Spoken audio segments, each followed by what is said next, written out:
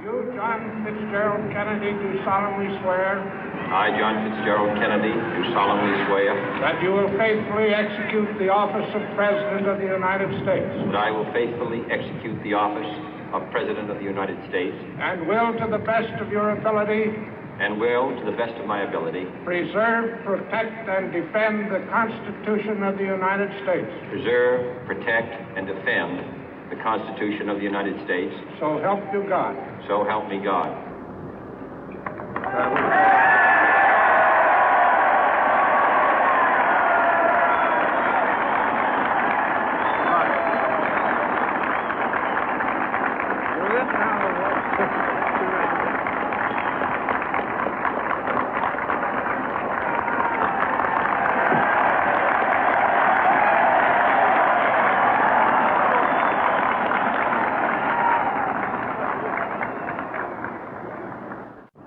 Vice President Johnson, Mr. Speaker, Mr. Chief Justice, President Eisenhower, Vice President Nixon, President Truman, Reverend clergy, fellow citizens.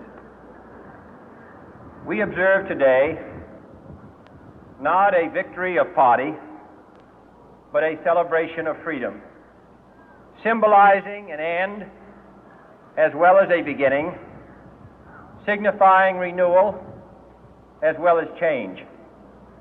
For I have sworn before you and Almighty God the same solemn oath our forebears prescribed nearly a century and 3/4 ago.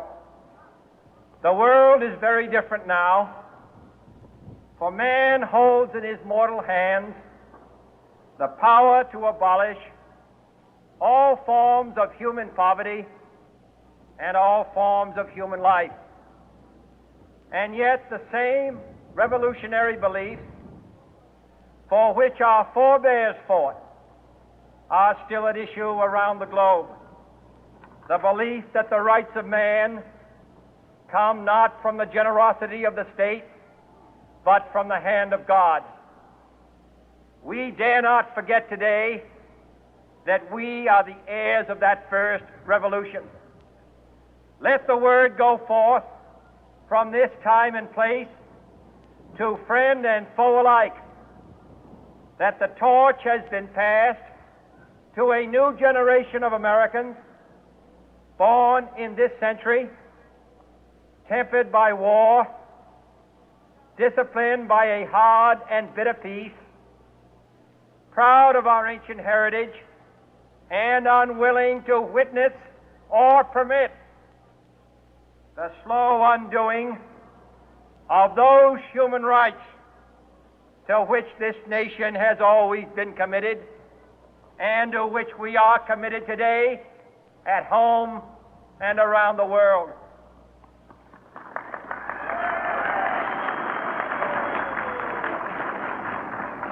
Let every nation know, whether it wishes us well or ill, that we shall pay any price, bear any burden, meet any hardship, support any friend, oppose any foe to assure the survival and the success of liberty.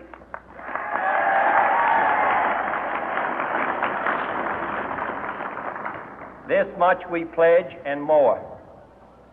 To those old allies whose cultural and spiritual origins we share, we pledge the loyalty of faithful friends. United, there is little we cannot do in a host of cooperative ventures. Divided, there is little we can do, for we dare not meet a powerful challenge at odds and split asunder. To those new states whom we welcome to the ranks of the free, we pledge our word that one form of colonial control shall not have passed away, merely to be replaced by a far more iron tyranny. We shall not always expect to find them supporting our view, but we shall always hope to find them strongly supporting their own freedom, and to remember that in the past, those who foolishly sought power by riding the back of the tiger ended up inside.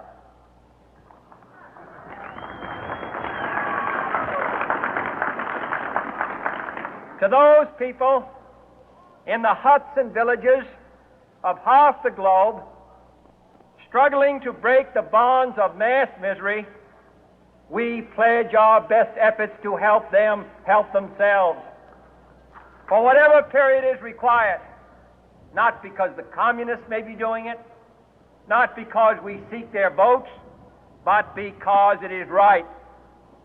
If a free society cannot help the many who are poor, it cannot save the few who are rich.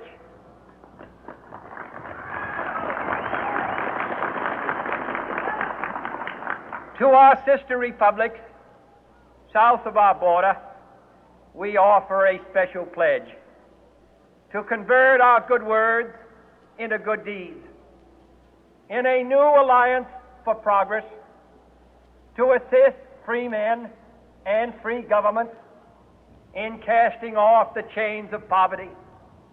But this peaceful revolution of hope cannot become the prey of hostile powers.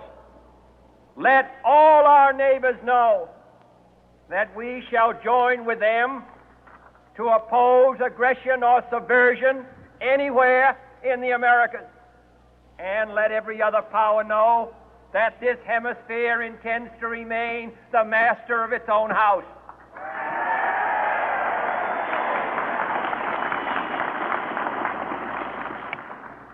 To that World Assembly of Sovereign States, the United Nations, our last best hope, in an age where the instruments of war have far outpaced the instruments of peace, we renew our pledge of support to prevent it from becoming merely a forum for invective, to strengthen its shield of the new and the weak, and to enlarge the area in which its writ may run.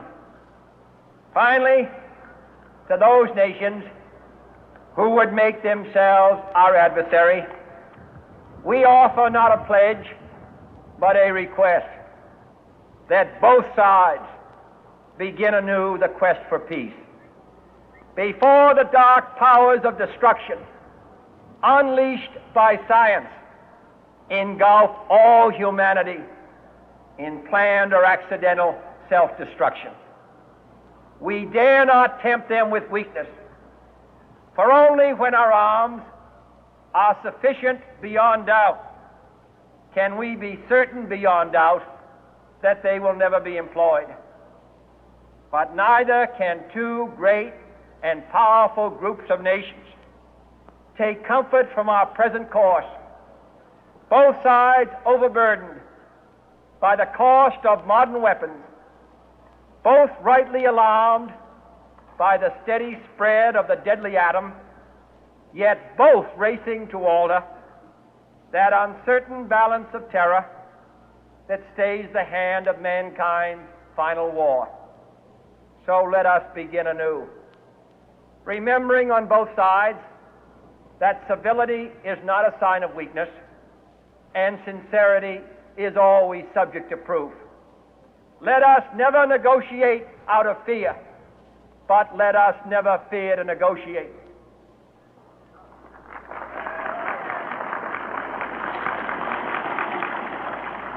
Let both sides explore what problems unite us, instead of belaboring those problems which divide us. Let both sides, for the first time, formulate serious and precise proposals for the inspection and control of arms, and bring the absolute power to destroy other nations under the absolute control of all nations.